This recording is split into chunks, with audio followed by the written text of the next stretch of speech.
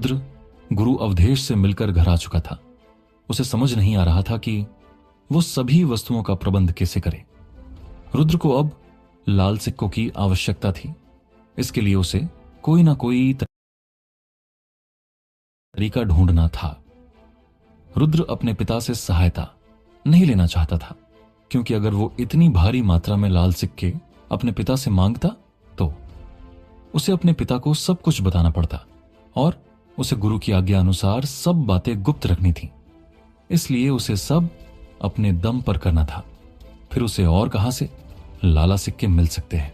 रुद्र ने इस बारे में सोचा तो उसके दिमाग में सिर्फ एक नाम आया, चिंतन भाई। चिंतन भाई भी तो कभी घर से मदद नहीं लेते, फिर वो अपने लाल सिक्कों की आवश्यकता पूरी करते। इसलिए वो चिंतन से मिलने निकल पड़ा। चिंतन इस समय अपने कक्ष में था। रुद्र को अपने करीब आते देख चिंतन बोला, अरे रुद्र, तुम यहां किसी काम से आए हो?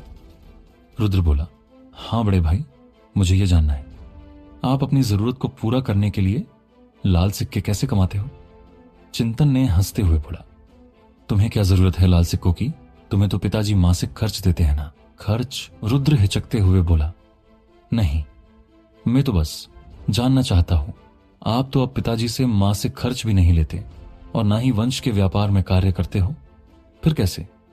चिंतन ने फिर सोचते हुए कहा, अच्छा तो इसलिए, देखो हमारे वंश में अधिकतर लोग तो व्यापार ही करते हैं, पर जो लोग बिना किसी बड़े वंश के हैं उनका मुख्य रोजगार है शिकार और खोज।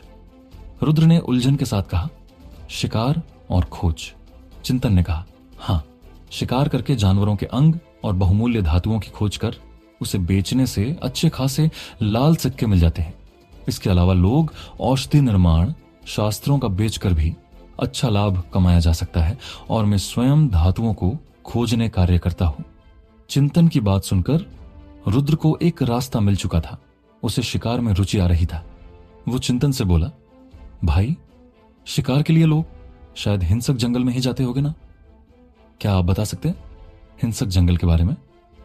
चिंतन रुद्र को अपनी नजर छोटी करके देख रहा था। वो बोला, अब तुम्हें क्यों जानना है हिंसक जंगल के बारे में? हिंसक जंगल के बारे में जानने से पहले योद्धा स्तर के चौथे पड़ाव पर आ जाओ, क्योंकि हिंसक जंगल में पहले स्तर से लगाकर विकराल स्तर तक के जानवर पाए जाते हैं। इसलिए चौथे स्तर के योद्धा से नीचे वाले वहां एक पल भी नहीं टिक सकते। रुद्र चिंतन की बात से समझ चुका था कि बड़े भाई को उसकी मनसा का आभास है कि वो जंगल में शिकार पर जाना चाहता है। चिंतन ने कुछ ना बताते हुए भी बहुत कुछ बता दिया था। रुद्र चिंतन को अलविदा कहकर चला गया। उसका लक्ष्य अब हिंसक जंगल में जाकर शिकार करने का था। रुद्र ने अब शिकार करने के लिए साधन जुटाना शुरू कर दिया था। रुद्र को शिकार से पहले गुरुदेव से मिलने की आवश्यकता थी। रुद्र गुरु अवधेश से मिलकर कुछ और जानकारी जुटाना था। रुद्र अपने चेहरे पर कपड़ा लपेट रहवास की ओर चल पड़ा। थोड़ी ही देर में वो रहवास पर पहुंच गया। गुरु अवधेश अभी अपने कक्ष में ही बैठे थे। वो इस बार धातुओं के बीच घिरे थे, अलग अलग धातुओं के बीच घिरे। गुरु अवधेश इतने मग्न थे कि कब रुद्र कक्ष में आया इसका उन्हें अंदाजा ही नहीं लगा। रुद्र ने गुरु अवधेश का ध्यान अपनी ओर खींचने के लिए दरवाजा खटखटाया। ठक ठक ठक। गुरु अवधेश ने अपनी नजर उठाकर देखा तो रुद्र सामने खड़ा था। गुरु अवधेश ने हाथ से रुद्र को अंदर आने का इशारा किया। कहो रुद्र, तुम सारा सामान ले आए? रुद्र ने कहा, नहीं गुरुदेव, मेरी समस्या धन है और मैं इसका समाधान खोज चुका हूं। बस आपसे कुछ प्रश्नों के उत्तर चाहिए थे। गुरु अवधेश ने इशारे से पूछने को कहा। रुद्र बोला, गुरुदेव, क्या मुझे शिकार पर जाना चाहिए? गुरु अवधेश बोले, अवश्य जाना चाहिए, पर तुम्हें जाने से पहले कुछ तैयारी कर लेनी चाहिए। सबसे पहले तुम्हें एक शस्त्र की आवश्यकता है, तो बताओ तुम्हें कौन का शस्त्र उपयोग करना सबसे ज्यादा पसंद है? रुद्र विचार करके बोला, गुरुदेव, मुझे वैसे तो हाथों से ही लड़ना पसंद है, परंतु अगर मुझे कोई एक शस्त्र चुनने को कहा जाए तो मैं फरसे को चुनूंगा। गुरु अवधेश की आंखों में चमक थी, जैसे उन्हें अपना मनचाहा उत्तर मिला हो। वे बोले, अगर तुम्हें फरसा पसंद है तो मैं तुम्हें फरसा दूंगा, जो मेरे पास कई सालों से पड़ा। फिर अपने संग्रहण कड़े को घुमाकर उसमें से एक फरसा निकलकर रुद्र की बढ़ा दिया। संग्रहण कड़ा वो वस्तु है जिसमें कम जगह में कोई भी वस्तु को सहेज कर रखा जा सकता है। इसे हाथ पर पहना जाता है। फरसे को देख रुद्र के चेहरे पर कुछ खास अच्छे भाव नहीं आए। फरसे का निचला भाग टूटा हुआ था, वो किसी कबाड़ की तरह लग रहा था। फिर रुद्र ने आधे मन से ही फरसे को पकड़ लिया। गुरु अवधेश ने रुद्र के चेहरे के हाव भाव देख लिए थे। वो रुद्र को समझते हुए बोले, रुद्र, ये फरसा, ये कोई सामान्य फरसा नहीं है। मैं इस फरसे का प्रकार आज तक पता नहीं लगा पाया हूं। अगर इसको पूर्ण कर लिया जाए तभी इसका असली स्तर जाना जा सकता है, परंतु मैं इसे आज तक पूर्ण नहीं कर पाया हूं। फरसे को संशोधित करने के लिए जो धातु चाहिए वो मुझे आज तक नहीं मिली। रुद्र समझ गया था कि गुरुदेव का दिया ये फरसा मामूली नहीं है। रुद्र ने फरसे को एक बार घुमाया। फरसे का हल्कापन, उसकी गति को देख रुद्र भी अचंभित हो गया। उसको विश्वास हो गया, गुरुदेव सच बोल रहे हैं। गुरु अवधेश बोले, ये फरसा आज से तुम्हारा है। शिकार के लिए तुम्हें भी एक संग्रहण कड़ा चाहिए, क्योंकि जानवरों के अंग बहुत भारी होते हैं। उसे अकेले उठाकर लाना मुश्किल भरा होगा। रुद्र ने निराशा के साथ कहा, संग्रहण कड़ा तो बहुत महंगा आता है। छोटे से छोटे कड़े भी 1000 लाल सिक्के का आता है। मेरे पास तो बस 10 लाल सिक्के हैं।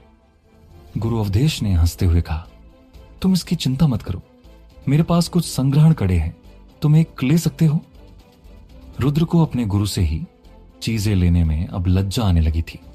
वो मना करते हुए बोला, नहीं गुरुदेव, मैं आपसे एक फरसा तो ले ही चुका हूं, अब कड़ा नहीं, मुझे तो आपको गुरु दक्षिणा देनी चाहिए। गुरु अवधेश कड़े को रुद्र की तरफ बढ़ते हुए कहा, रुद्र, तुम मेरे शिष्य हो, तुम्हें शक्तिशाली बनने के लिए मेरे से जो बन पड़ेगा वो मैं करूंगा।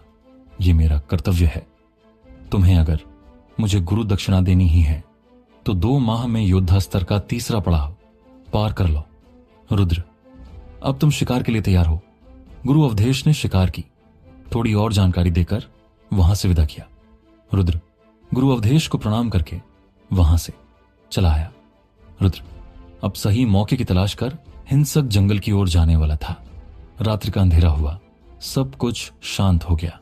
रुद्र ने रात्रि में ही शिकार पर जाने का सोच रखा था, इसलिए रुद्र अभी भी जगा था। रुद्र ने कड़े में फरसे के साथ कुछ जरूरी सामान डाला और चुपचाप निकल पड़ा हिंसक जंगल की ओर। शिकारी अधिकतर दिन में ही शिकार पर जाते थे, इसलिए रात को शहर के पूर्वी द्वार पर खड़े पहरेदार भी लापरवाही से सो रहे थे। जानवर शहर में ना घुस जाए, इसलिए इस द्वार पर पहरेदारी करनी पड़ती थी। रुद्र ने सोचा वो आसानी से निकल जाएगा, पर एक पहरेदार की नजर पड़ ही गई। पहरेदार रुद्र को रोकते हुए बोला, ए लड़के, किधर जा रहा है? बिना कर दिए हिंसक जंगल में जाना मना है। रुद्र पहले तो चौंक गया, फिर बोला, हिंसक जंगल में जाने का कर देना होता है? मुझे नहीं पता था। पहरेदार ने अकड़ते हुए कहा, नए लगते हो इसलिए शायद पता नहीं है, नहीं तो यहां से जाने वाले हर शिकारी को पता होता है। हिंसक जंगल में जाने का कर 10 लाल सिक्के लगता है। जब रुद्र ने 10 लाल सिक्कों का कर सुना तो रुद्र की सांस में सांस आई। उसके पास वैसे भी आखिरी 10 सिक्के थे। अगर कर 10 सिक्कों से ज्यादा होता तो उसे यहां से वापस लौटना पड़ा जाता। रुद्र ने अपने संग्रहण कड़े से सिक्के निकलकर पहरेदार को दे दिए। पहरेदार ने एक पत्र का निकलकर रुद्र के हाथों में थामा दिया और बोला, यह पत्रक वापस आकर जमा करना होगा, इससे हमें पता चल जाएगा तुम जिंदा वापस लौटे हो। रुद्र ने पत्रक को लेकर अपने कड़े में रखा लिया और वहां से आगे बढ़ गया। पहरेदार रुद्र को जाते देख अपने आप में बड़बड़ाने लगा।